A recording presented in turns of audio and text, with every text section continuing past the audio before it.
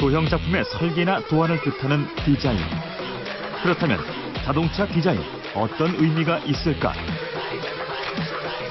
단순한 외부 치장을 넘어 기술력을 표현하기도 하고 경영 전략에도 큰 영향을 미치는 자동차 디자인.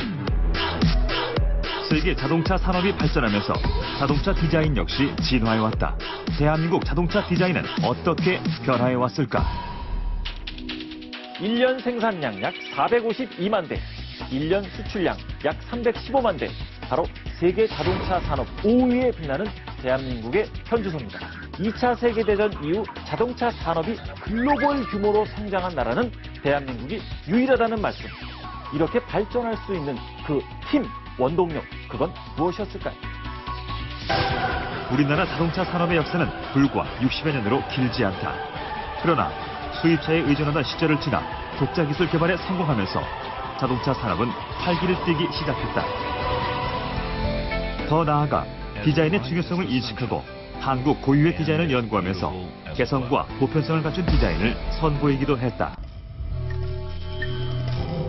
또한 디자인을 중시하는 경영 철학을 내세우며 차별화된 자동차 디자인으로 경쟁력을 키우기 시작했는데,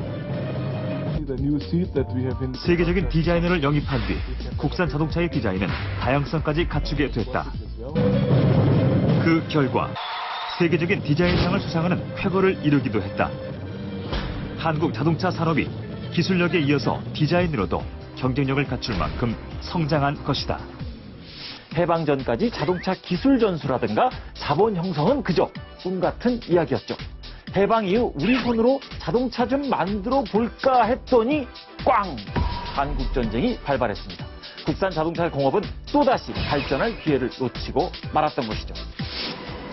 1953년 전쟁으로 인한 참상의 흔적이 가득했던 대한민국.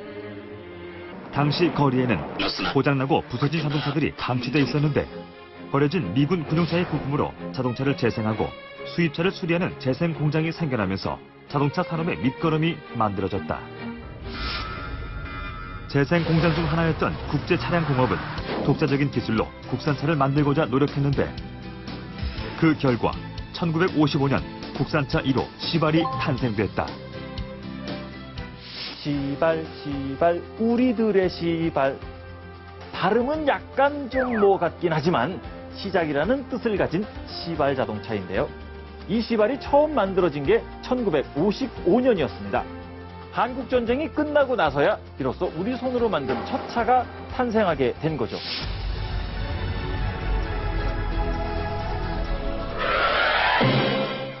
(1975년) 우리나라의 첫 독자 모델인 포니가 탄생한다. 포니는 폭발적인 인기에 힘입어 출시 후 첫 해에만 1726대의 판매량을 보였다.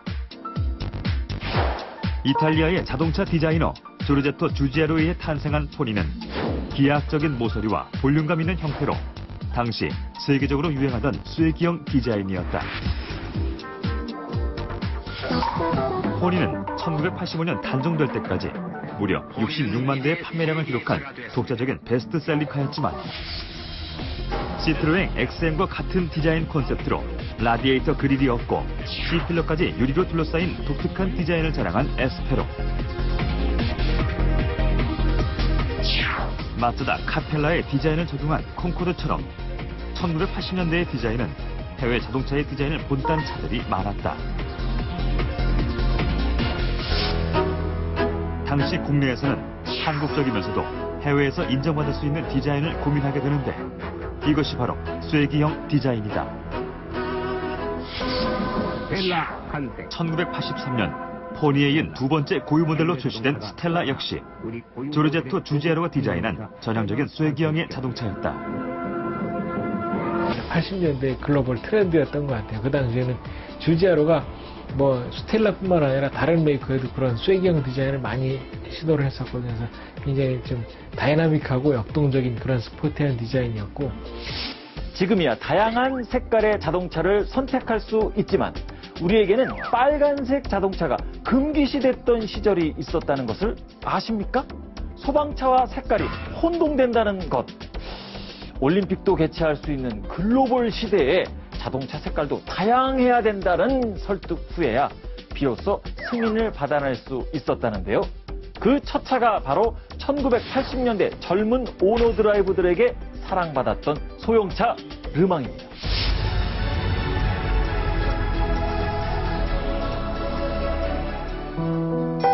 가장 한국적인 이미지로 대표되는 곡선. 국산 자동차 디자인에 한국적인 곡선의 미가 담긴 것은 1980년대 말부터였다. 2세대 소나타를 시작으로 1994년 출시된 액센트는 부드럽고 우아하면서 세련된 곡선 형태를 자랑하며 인기를 끌었다. 탄생. 이러한 곡선 디자인을 기본으로 1990년대는 각자의 개성을 살린 다양한 디자인의 자동차들이 혼재되기 시작했다. 음악.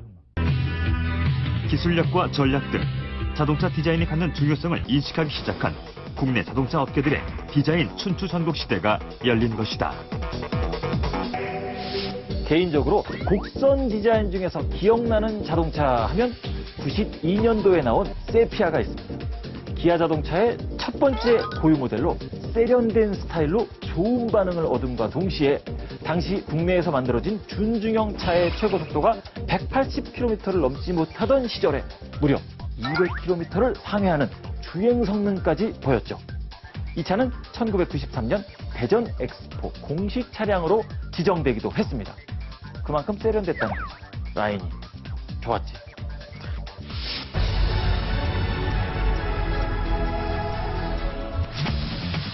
레드닷 최우수상, IF 디자인상 등 세계적인 디자인상을 수상하며 뛰어난 디자인을 인정받았고 플루이딕 스컬프처라는 가장 한국적인 디자인 철학을 내세운 YF 소나타처럼 2000년대는 독자적인 디자인으로 국산 자동차의 존재감을 알린 시기였다. 한국적인 곡선의 미를 살리면서도 역동성을 내세운 디자인과 직선의 단순함을 강조해 강하고 고급스러운 느낌을 주는 디자인을 선보이고 있는 것. 디자인 경영을 철학으로 내세운 뒤 주목받기 시작한 브랜드가 있다. 그렇게 돌아왔다. 세상이 기다린 컴백. 바로 세계 3대 디자이너 피터 슈라이어를 영입한 기아 자동차. 피터 슈라이어가 디자인한 K5는 출시 당시 국민차로 불리던 YF 소나타를 앞지르는 기염을 토했다. K5의 성공으로 기아 자동차는 디자인으로 대표되는 이미지를 얻게 됐다. K5가 처음 나왔을 때부터 이렇게 디자인적으로 굉장히 좀 새롭다, 스포티하다, 전면부 인상이 굉장히 공격적이거든요. 그런 느낌을 굉장히 젊은 소비자들이 좋아했던 거죠. 우리나라 사람들이 차를 볼 때 가장 중요하게 생각하는 점, 바로 가족들이 편안하게 탈 수 있는 실내 공간이 넓은 차를 선호한다는 거죠. 여하튼 2000년대에 들어서 국산 자동차는 실용적인 디자인을 무엇보다도 중요시하게 됩니다. 외관 디자인만큼이나 중요한 것, 바로 실내 디자인이다. 실내 디자인의 기본은 넓고 편안한 공간. 더 나아가 운전자의 편의성을 위한 내부 편의장치 역시 실내 디자인 중 하나로 볼 수 있는데, 최근의 자동차들은 다양한 인포테인먼트 시스템의 개발로 진화하고 있다. 넓은 실내 디자인으로 화제를 모았던 소울. 소울 같은 차들이 굉장히 공간을 중시한 박스형 디자인인 거죠. 승용차들은 이렇게 텀블홈이라고 해서 위가 좁지 않지만 소울은 덜 좁기 때문에 실제 시각적인 공간이 굉장히 넓거든요. 그리고 박스형 디자인으로 실내 공간을 최대화한 소울은 프란치스코 교황 방한 당시 공식 의전차로 선택돼 다시 한번 화제가 됐었다. 다양한 국산 자동차 중에서 당당히 선택된 소울. 특별히 소울이 프란치스코 교황의 눈에 띈 이유는 무엇일까?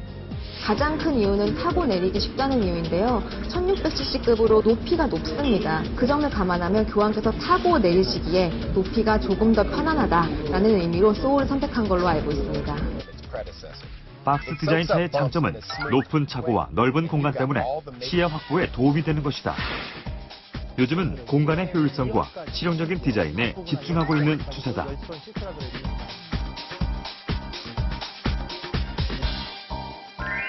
자동차의 기술을 넘어 디자인이 평가받는 시대. 가장 한국적이면서도 가장 보편적인 디자인으로 국산 자동차 디자인의 끊임없는 발전이 계속되길 기원한다.